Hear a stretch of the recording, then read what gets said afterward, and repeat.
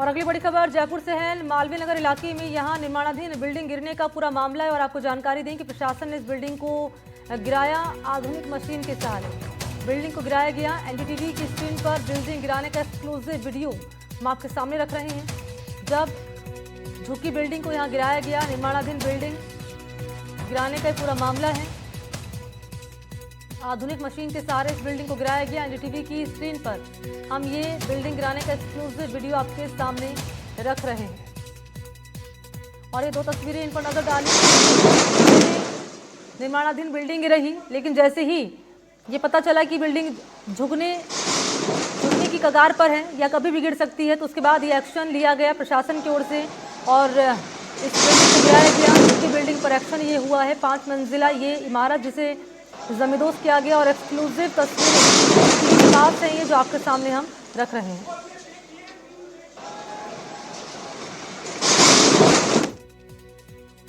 और अगली बड़ी खबर बांसवाड़ा से। घर में घुसी मादा पैंथर की संदिग्ध हालत में मौत हो गई। युवक पर हमला करने के बाद कमरे में कैद हुई थी ये मादा पैंथर। कुछ देर बाद बेहोश होकर मादा पैंथर गिरी।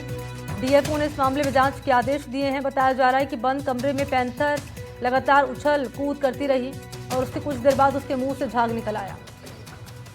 अचानक ही वो बेहोश होकर नीचे गिर पड़ी और जब स्थिति सामान्य होने पर दरवाजा खोला गया तो मादा पैंथर मृत मिली। रेस्क्यू टीम मृत पैंथर को वन विभाग कार्यालय लेकर पहुंची, जहां पोस्टमार्टम के बाद उसका अंतिम संस्कार कराया जाएगा। घटना की गंभीरता को देखते हुए डीएफओ ने मामले की जांच के निर्देश दे दिए हैं। रेंज बागीदोरा की जो टीम है उसने और जो हमारी रेस्क्यू टीम है, दोनों ने मौके पर तुरंत पहुंचकर कार्रवाई की।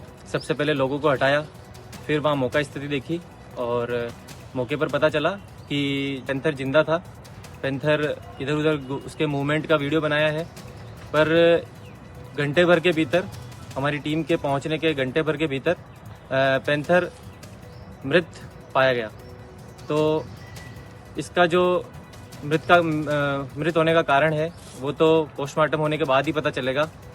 बाकी बच्चे से यहाँ से पोस्टमार्टम होने के बाद एक बार हम बच्चे से भी मिलने जाएंगे, उसकी जानकारी लेंगे कि उसका स्वास्थ्य कैसा है।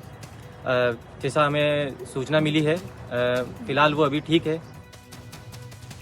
और सहयोगी निखिलेश इस वक्त हमारे साथ ज्यादा जानकारी लिए लाइव मौजूद है। निखिलेश, आपके पास आते हुए ये मादा पैंथर का एक इलाके में आ जाना, घर में घुस जाना, ये कहीं ना कहीं अब वन विभाग की कार्यप्रणाली पर भी सवाल खड़े कर रहा है कि कैसे लगातार जो मूवमेंट है वो लगातार बना हुआ है और इन सब के बीच एक मादा पैंथर का एक घर में घुसाना, इस पर क्या कह रहा है वन विभाग?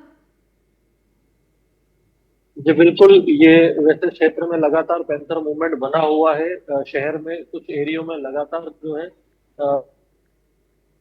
पूर्व में भी पैंथर देखे गए हैं, जिसको एनडीटीवी ने प्रमुखता से दिखाया भी है। हाल ही की जो आज की जो घटना है उसमें हिरजी दहीड़ा गांव में एक जो शांतिलाल का नाम का जो 15 वर्षीय युवक था वो अलाव ताप रहा था। इस दौरान पैंथर ने अचानक से उस पर हमला किया और जैसे तैसे वो बचकर वहां से भागा और वो जो पैंथर मादा पैंथर थी वो उसी घर के जो एक कमरे में जा चुकी। तो उसमें जो ग्रामीण थे और परिजन थे उन्होंने बाहर से उसको बंद कर दिया। दरवाजा बंद करने के बाद जो है पैंथर जो मादा पैंथर अंदर घूमती रही, काफी इधर उधर उछल कूद करी और थोड़ी देर बाद उसके मुंह से झाग निकलने लगा, जिसके कुछ देर बाद वो अनकॉन्शियस होके वहां पर गिर गई। जो टीम थी वन विभाग की उसने आके उसकी जांच की तो वो मृत पाई गई। फिलहाल पूरी तरह से जो है घटना का खुलासा नहीं हो पाया है, लेकिन जो डीएफओ है उनका कहना है कि पोस्टमार्टम के बाद जो है उसकी मौत के कारणों का पता लग पाएगा और जो घायल बच्चा है उसका महात्मा गांधी चिकित्सालय में उपचार जारी है। ठीक है, शुक्रिया आपका निखिलेश तमाम जानकारी के लिए, धन्यवाद आपका। और अगली बड़ी खबर बालोतरा से है। मोर के शिकार की खबर से हड़कंप यहां पर मच गया। मोर के 2 शव बरामद किए गए हैं। मोर के शिकार पर वन विभाग ने कार्रवाई की है। सिवाना रेंज वन विभाग ने एक बड़ी कार्रवाई को अंजाम दिया है। बालोतरा से खबर है, मोर के शिकार की खबर से हड़कंप मच गया। मोर के 2 शव बरामद किए गए हैं। मोर के शिकार पर वन विभाग ने कार्रवाई की है और इस कार्रवाई से जुड़ी हुई जानकारी जरा ले लेते हैं। सहयोगी अनिल वैष्णव इस वक्त हमारे साथ मौजूद हैं। अनिल, कार्रवाई को लेकर क्या डिटेल्स हैं आपके पास? जी, मैंने बता दें कि ये सिवाना उपखंड है, वहाँ की जो रेंज है वन विभाग की, वहाँ उसने उसकी ये कार्रवाई है जिसमें जो मोर थे उनके शिकार की वन विभाग को सूचना मिली थी धारणा गांव के आसपास। तो वन विभाग की टीम मौके पे पहुंची है और जो सबूत है वहां से इकट्ठे किए हैं, और जो पास में मिठोड़ा गांव में कोई ढाणी है जहां से ये खीमाराम भील करके ये शिकारी है, इसकी ढाणी पर दबिश दी हो। वन विभाग की टीम वहां मौके पे पहुंची तो उसके जो ढाणी में से जो 2 मृत मोर है उनके शव मिले हैं, और जो एक मोर है वो घायल था, चूंकि जो इनके मोर पंख वगैरह इन शिकारियों ने निकाल लिए थे। तो ऐसे में जो मृत मोर थे उनका तो वन विभाग की तरफ से दाह संस्कार करवा दिया गया। जो घायल जो मोर है उसका उपचार जारी है। पुलिस जो वन विभाग की टीम है उसने आरोपी को गिरफ्तार कर लिया है। आरोपी खीमाराम है, वो आजीवन शिकारी है। इसके खिलाफ पहले भी वन विभाग में शिकार के कई मामले दर्ज है। अब वन विभाग दोबारा इसके खिलाफ एक नया मामला दर्ज कर आगे की जांच कर रहा है। जी बनी। ठीक है, शुक्रिया आपका अनिल, तमाम जानकारी साझा करने के लिए आपका धन्यवाद। और एक और बड़ी खबर आपको दे दें, डूंगरपुर नगर परिषद में बीजेपी पार्षद मोहनलाल नागदा की कनाडा में इंजीनियर बेटे की मौत के 14 दिन बाद रविवार को शव डूंगरपुर पहुंचा।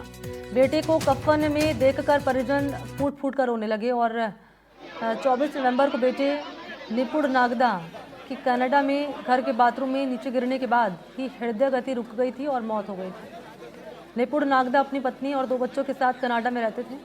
निपुण को कनाडा की नागरिकता भी मिली हुई थी। मौत के बाद से ही परिवार सदमे में था और मां अपने बेटे को वापस लाने की मांग कर रही थी।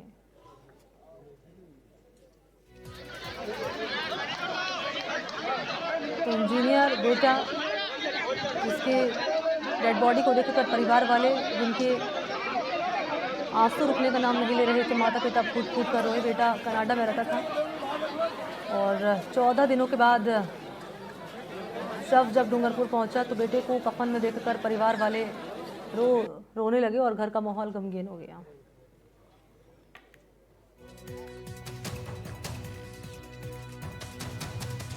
और अगली बड़ी खबर है रेनवाल से। यहां रेनवाल करड़ रोड पर अज्ञात वाहन ने बाइक को मारी टक्कर और इस हादसे में युवती और महिला समेत 3 लोग घायल हुए हैं। गंभीर हालत में निजी वाहन की सहायता से उपजिला अस्पताल पहुंचाया गया है। प्राथमिक उपचार के बाद युवती और महिला को जयपुर रेफर किया गया। सूचना पर रेनवाल थाना पुलिस पहुंची अस्पताल। बुजुर्ग महिला सोनी देवी की हालत नाजुक बताई जा रही है। तीनों घायल नयाबास मिंडा के बताए जा रहे हैं।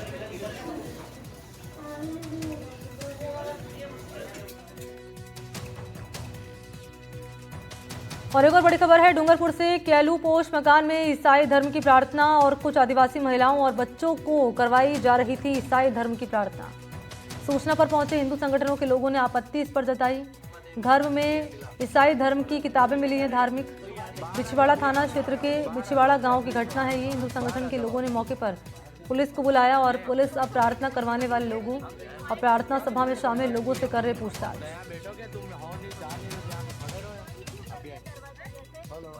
डूंगरपुर से बड़ी खबर है ये कि आलूपोश मकान में ईसाई धर्म की प्रार्थना यहाँ पर हो रही थी और इन सबके बीच में आपको जानकारी दें कि हिंदू संगठन के लोगों ने इस पर आपत्ति जताई है और ईसाई धर्म की प्रार्थना यहाँ पर कराई जा रही थी बच्चों को, कुछ आदिवासी महिलाओं को। और बताते चलें कि बिछवाड़ा गांव की घटना बताई जा रही है। मौके पर पुलिस बुलाई हिंदू संगठन के लोगों ने और यहाँ अब इन तमाम लोगों से जो कि पूछताछ की जा रही है, जो प्रार्थना करवा रहे थे और जो प्रार्थना कर रहे थे, इन दोनों ही लोगों से पूछताछ की जा रही है।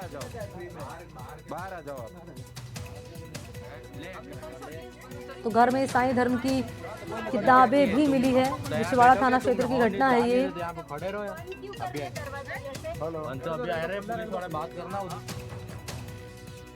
और अगली बड़ी खबर है कोटपुतली से 5 इनामी बदमाश गिरफ्तार कर लिए गए हैं। जिला स्पेशल टीम की बड़ी कार्रवाई को अंजाम दिया गया है। आरोपी पर 30,000 का इनाम था। यहाँ 4 आरोपियों पर 5-5 हज़ार का इनाम था। एक आरोपी पर था 10,000 का इनाम। सभी आरोपी बानसूर थाने के वांटेड बताए जा रहे हैं।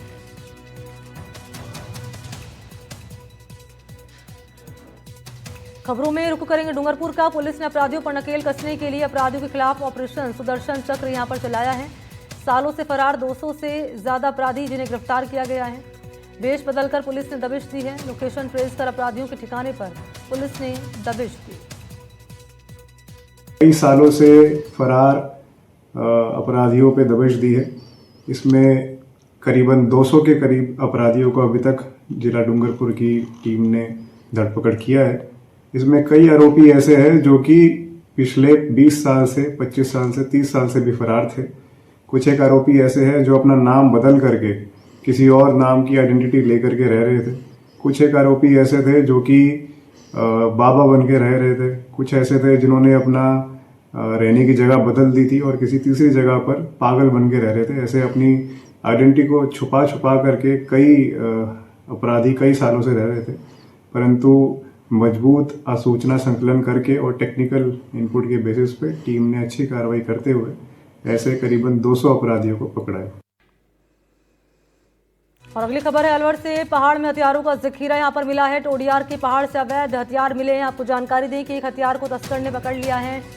एक हथियार तस्कर को पुलिस ने पकड़ लिया है। आपको जानकारी दें कि हरियाणा से हथियार लाकर छिपाता था पहाड़ों में।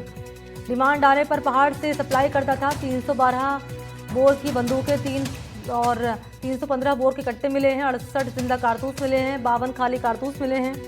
12 पैकेट छर्रे मिले हैं। हथियार सेट करने के सामान भी मिले हैं। ये बड़ी खबर है अलवर से।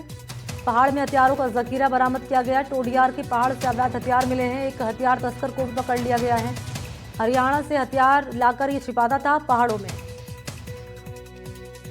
आर्म्स एक्ट का प्रकरण दर्ज हुआ था मालाखेड़ा में, जिसके अंदर की हमने हथियार को सीज किया और जब आगे अनुसंधान किया कि वो सप्लाई कहाँ से ला रहा है, उसी के तहत मालाखेड़ा पुलिस ने कार्रवाई करते हुए लगभग 6 हथियार जब्त किए हैं, जिसमें कि जाहिद खान जो कि मूलतः फिरोजपुर दरगाह का रहने वाला है और अभी मालाखेड़ा में किसी खेत में काम कर रहा था। लंबे समय से ये अंतर्राज्यीय गिरोह बना करके कार्य कर रहा था। इसके साथ में कौन कौन लोग इन्वॉल्व हैं उसकी हम अनुसंधान कर रहे हैं। फिलहाल हमने 3 बंदूक 12 बोर, 3 देसी कट्टे 315 बोर, 68 जिंदा कारतूस, 52 खाली कारतूस और खाली कारतूस भरने का जो सामान इक्विपमेंट्स बरामद किए हैं। ये खुद ही जो है एमुनिशन बनाता था। वहीं जयपुर में चोरी हुई स्कॉर्पियो गाड़ी बरामद। आपको जानकारी दें कि दरअसल जयपुर के भांग टोटा इलाके की वारदात बताई जा रही है। दरअसल स्कॉर्पियो गाड़ी जिसे चोरी की वारदात को अंजाम दिया गया है और ये पूरी वारदात कैमरे में कैद हुई है। चंद मिनटों में हाईटेक चोरों ने यहां पर चोरी की गाड़ी और तस्वीरें देख लीजिए, आपके सामने रख रहे हैं। पुलिस अब इन चोरों की तलाश कर रही है। जयपुर से बड़ी खबर है ये। आपको फिर से बता दें, चोरी हुई स्कॉर्पियो गाड़ी जयपुर से। जयपुर के भांग टोटा इलाके की घटना है ये और जो वारदात है कैमरे में कैद हो गई। चंद मिनटों में हाईटेक चोरों ने चोरी की गाड़ी। सीसीटीवी के आधार पर अब इन चोरों की तलाश पुलिस कर रही है। और आगे बढ़ लेते हैं, अगली बड़ी खबर है। वीकेंड पर खाटू धाम में बाबा श्याम के भक्तों की भारी भीड़ उमड़ रही है। बाबा के भक्त अपने मन की मुराद, अपना दुख, अपनी तकलीफ बाबा के दरबार में लगा रहे हैं, लेकर आ रहे हैं। मुंबई से आए एक भक्त ने अब जाम से परेशान होने के बाद बाबा के दरबार में अर्जी लगाई है और यहाँ पर उसने कहा है कि जाम से मुक्ति दिलाओ। जब हम खाटू धाम आते हैं तो कई बार परेशान होते हैं जाम से। देखा जाए तो रींगस से खाटू धाम तक नेशनल हाईवे 52 पर लगने वाले जाम को लेकर पहली बार किसी भक्त ने बाबा के दरबार में अर्जी लगाई। वीकेंड पे धार्मिक नगरी खाटू धाम में भक्तों की भारी भीड़ उमड़ रही है। रिंगस से लेकर खाटू धाम तक शाम भक्त नजर आ रहे हैं और विशेषकर रिंगस से लेकर खाटू तक लगा जाम इस बात का प्रतीक है कि शाम भक्तों की भीड़ में कहीं कोई कमी नहीं है। मैं अपने सेवकों को दिखाई, इस वक्त हम बाबा श्याम मंदिर के मुख्य प्राचीन द्वार पर है। आप देख सकते हैं ये वो 11 लाइनें हैं जहां से 11 सीढ़ियां चढ़कर भक्त ऊपर बाबा के दर्शन करते हैं और आप लगातार ये आप देख सकते हैं भीड़ जो है, आप देख सकते हैं भीड़ लगातार चली आ रही है और भक्त लाइनों में लग करके दर्शन कर रहे हैं। सभी भक्त यहाँ बार बार, ये जो 14 लाइनें, ये अलग से 4 लाइनें यहाँ है जो 2 लाइनों में दर्शन होते हैं और बाकी 14 लाइनें पीछे हैं जहाँ नियमित दर्शन करते हुए निकलते हैं। लेकिन आज भी बहुत सारे भक्त हैं जो इन्हीं 4 सीढ़ियों से निकल करके 11 सीढ़ियां चढ़ करके बाबा के भक्त। हम कुछ भक्तों से बात कर लेते हैं कैसा उनको लगता है।